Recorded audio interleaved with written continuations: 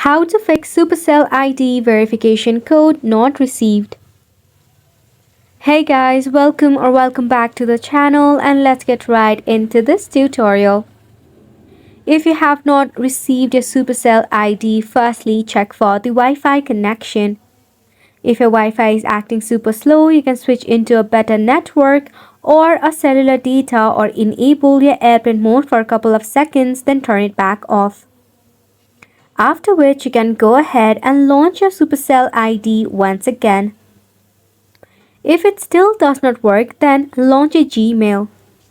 If you have connected multiple of account in your Gmail, make sure to switch into the account that is associated with the Supercell ID and browse through your Gmail to locate the code. If none of this help, next step is to open a browser and search for Supercell help. Over here you will see this contact form option. You can click on it.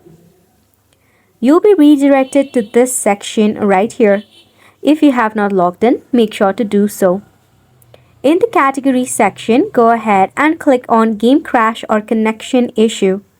Then enter your player tag, your associated email address, and your issue right here.